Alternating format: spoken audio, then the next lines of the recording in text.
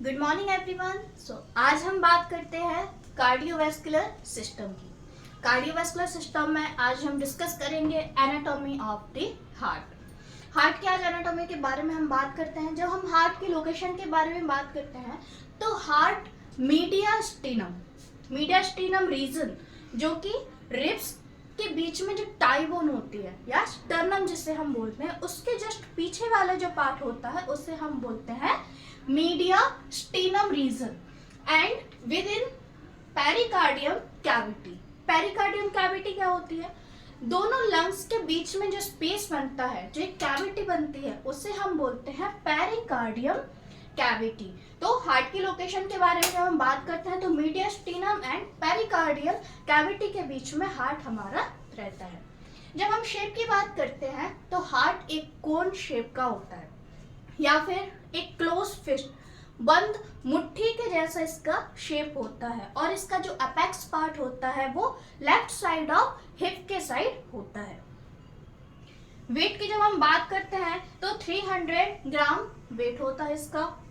Heart beat 60 to 100 ये very करती है पर मिनट पर पर्सन। उसके कैसे अगर वो दौड़ के आ रहा है तो उसकी हार्ट रेट थोड़ा सा ज़्यादा रहती है, तो ये वेरी करती है 60 to 100 पर मिनट। अब हम बात करते हैं हार्ट कवरिंग के बारे में। हार्ट मल्टीपल कवरिंग से बना होता है। सबसे आउटर वाली जो कवरिंग होती है वो होती है पेरिकार्डियम लेयर। पेरिकार्डियम लेयर जो होती है वो डबल वॉल होती है। उसमें पहली वॉल को बोलते हैं fibrous pericardium and second wall को हम बोलते हैं सीरस पेरिकार्डियम। सीरस पेरिकार्डियम जो होती है वो अगेन 2 वॉल्स में डिवाइडेड होती है। First it is parietal layer, second it is visceral layer.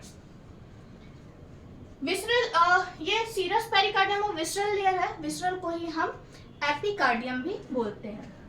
इसके बाद यहाँ से स्टार्ट होती है विसरल लेयर, मतलब एपिकार्डियम। उसके जस्ट नीचे होती है मायोकार्डियम,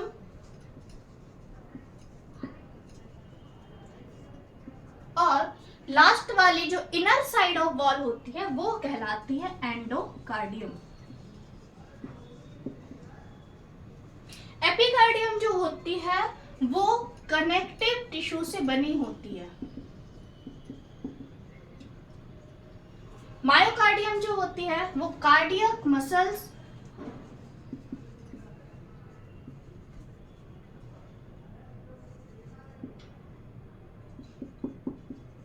टिश्यू से बनी होती है, और जो एंडोकार्डियम होती है वो सिंपल स्क्वामस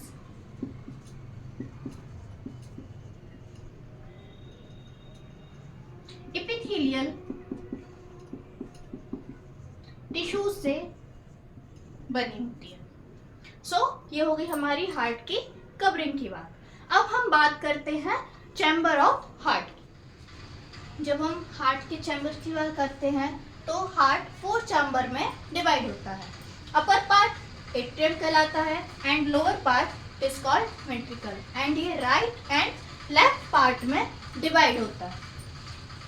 राइट एट्रियम में 2 वेन्स आती हैं। एक होती है superior vena cava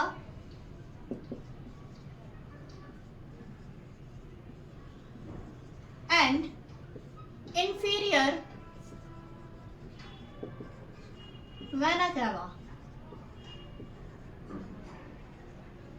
superior vena cava जो डायफ्राम के ऊपर साइड अपर दी डायफ्राम से ब्लड लेकर आती है और राइट एट्रियम में लेकर आती है, and inferior vena cava below the diaphragm blood circulation का ब्लड लेके आती है एंड राइट एट्रियम में लेकर आती है।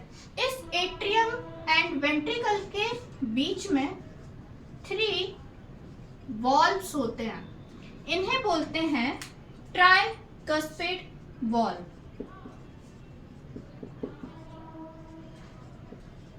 And left atrium and ventricle के बीच में होते हैं बाइकस्पिड वॉल्व। लेफ्ट एट्रियम में 4 वेन्स होती हैं जो ब्लड को लेके आती हैं लेफ्ट एट्रियम में। ये होती हैं 4 pulmonary veins. Right and left में डिवाइड करने वाली ये जो वॉल होती है इसे हम बोलते हैं सेप्टम। एट्रियम के बीच वाली वॉल को बोलते हैं inter atrial septum and ventricle के बीच के सेप्टम को बोलते हैं inter ventricular septum. Right atrium से राइट वेंट्रिकल एंड एट्रियम से राइट साइड वाले हार्ट से जो ब्लड बाहर निकलता है वो होता है पल्मोनरी आर्टरी से एंड लेफ्ट साइड एओर्टा के थ्रू ब्लड लेफ्ट वेंट्रिकल से बाहर जाता है। अब ये जो राइट साइड वाला जो पार्ट है हार्ट का, यहाँ पर होता है पल्मोनरी सर्कुलेशन। पल्मोनरी सर्कुलेशन क्या कहलाता है? राइट वाले एट्रियम में जो ब्लड आएगा वो डीऑक्सीजनेटेड या फिर जिसमें कार्बन डाइऑक्साइड है वो वाला ब्लड लेके आएगा। कौन? Superior vena cava and inferior vena cava. ये एट्रियम जैसे ही कॉन्ट्रैक्ट होगा और यहाँ से ब्लड आएगा कहाँ पर? राइट वेंट्रिकल में। राइट वेंट्रिकल के थ्रू यहाँ से पल्मोनरी आर्टरी के थ्रू यहाँ पर आएगा कहाँ पर? लंग्स में। लंग्स में क्या होता है? लंग्स में गैसियस एक्सचेंज होता है। वहां पर बाहर के एनवायरनमेंट से हम ऑक्सीजन को इनहेल करते हैं एंड कार्बन डाइऑक्साइड को एक्सहेल करते हैं। तो वहां पर क्या होगा? लंग्स में गैसियस एक्सचेंज होगा। पल्मोनरी आर्टरी के थ्रू जो डीऑक्सीजनेटेड ब्लड है वो कहाँ पर जाएगा? डायरेक्ट लंग्स में। लंग्स में डिफ्यूजन के थ्रू कार्बन डाइऑक्साइड जो है वो एल्वियोलाई के अंदर चली जाएगी और एल्वियोलाई में जो ऑक्सीजन है वो कहाँ पर आ जाएगी? ब्लड में यहाँ पर मिक्स हो जाएगी। अब यहाँ पर ब्लड कैसा हो जाएगा? ऑक्सीजनेटेड, क्योंकि कार्बन डाइऑक्साइड क्या हो गई? बाहर हो गई और ऑक्सीजन ब्लड के अंदर आ गई। और ये वाला ब्लड आएगा कहाँ पर? लेफ्ट वाले एट्रियम में। जो लेफ्ट में 4 पल्मोनरी वेन्स है, यहाँ पर सारा ब्लड कहाँ से? लंग्स में। ये जो पल्मोनरी सर्कुलेशन हो रहा था, पल्मोनरी सर्कुलेशन के बाद ये कहाँ पर आएगा? यहाँ पर लेफ्ट एट्रियम में सारा ब्लड आ जाएगा। अब इस वाले एट्रियम से बाइकस्पिड वाल्व के थ्रू कहाँ पर जाएगा? लेफ्ट वेंट्रिकल में। लेफ्ट वेंट्रिकल से एओर्टा के थ्रू होगा क्या? Systematic circulation. It means full body में ब्लड सर्कुलेट हो जाएगा और यही सर्कुलेशन चलता रहेगा। सो ये हो गया क्या कि ब्लड कैसे राइट एंड लेफ्ट एट्रियम के थ्रू जाता है। अब हम और यहाँ पर और पार्ट्स की हम बात कर लेते हैं। तो वेंट्रिकल जो होता है, वेंट्रिकल में यहाँ पर फिंगर लाइक प्रोजेक्शन होता है और इसमें इस तरह से मसल्स होती हैं।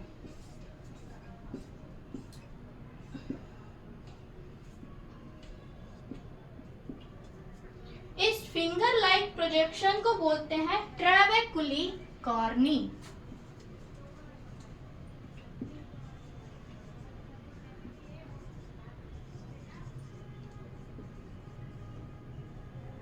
ट्रैबेकुली कॉर्नी एंड ये जो मसल्स जो हैं इन्हें बोलते हैं papillary muscles.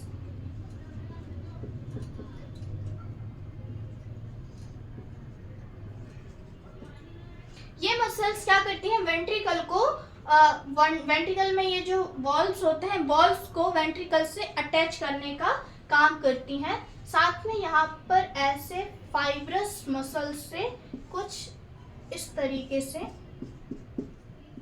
Fibrous muscles attach attached होती हैं जो कि वॉल्व को वापस एट्रियम में पलटने से रोकती हैं। इन्हें बोलते हैं कॉर्डी tendineae.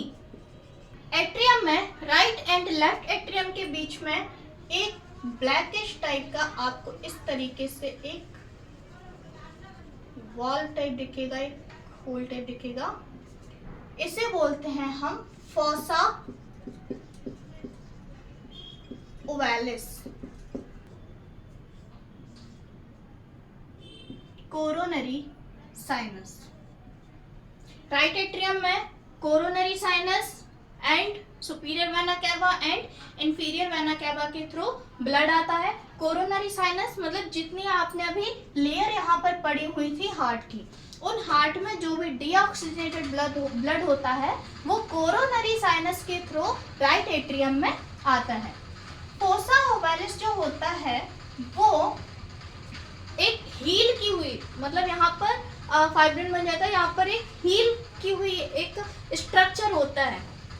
During the foetus form, जब बच्चा प्रेगनेंसी के टाइम पर, जब मदर के पेट के अंदर होता है, उस टाइम पर डायरेक्ट फीटस के लंग्स में ऑक्सीजन का गैसियस एक्सचेंज नहीं होता है। उस टाइम पर मदर के लंग्स के थ्रू फीटस का जो ब्लड प्यूरिफिकेशन फिल्ट्रेशन है वो ब्लड मदर के लंग्स के थ्रू जो ऑक्सीजन आती है उसके थ्रू ब्लड बच्चे के फुल बॉडी में सर्कुलेट होता है। उस टाइम पर ये जो right atrium and left atrium के बीच में सेप्टम है, इस सेप्टम के बीच में एक होल लाइक स्ट्रक्चर होता है। ये होल क्या करता है कि राइट एट्रियम से डायरेक्ट वेंट्रिकल में नहीं जाता है ब्लड, वो जाता है डायरेक्ट लेफ्ट एट्रियम में, लेफ्ट एट्रियम से फुल बॉडी में सर्कुलेट होगा। और यहाँ पर जो फिल्ट्रेशन चलता है वो होता है मदर के लंग्स के थ्रू, गैसियस एक्सचेंज के थ्रू बच्चे का बॉडी में जो फिल्ट्रेशन होता है वो। लेकिन आफ्टर द बर्थ के बाद ये जो फॉर्मेन, इसे जब तक ये होल लाइक होता है इसे बोलते हैं फॉर्मेन ओव्यूल।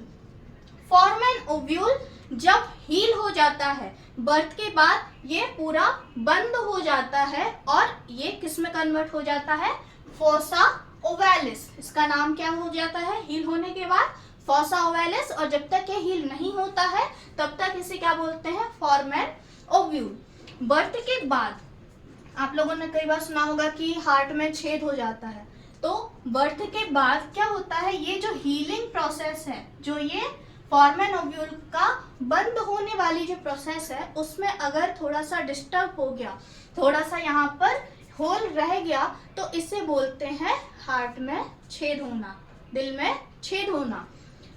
अब अगर ये छेद रहेगा तो क्या होगा, जो डीऑक्सीजनेटेड, जिसमें कार्बन डाइऑक्साइड वाला ब्लड है, वो डायरेक्ट लेफ्ट एट्रियम में, जहां पर ऑक्सीजनेटेड ब्लड होना चाहिए जो कि हमारी पूरी बॉडी में सर्कुलेट हो रहा है, वो CO2 वाला ब्लड डायरेक्ट जाके हमारे लेफ्ट वाले एट्रियम में और पूरी बॉडी में सर्कुलेट हो जाएगा। इससे हमारी सेल्स को जो ऑक्सीजन की नीड होती है वो फुलफिल नहीं हो पाएगी।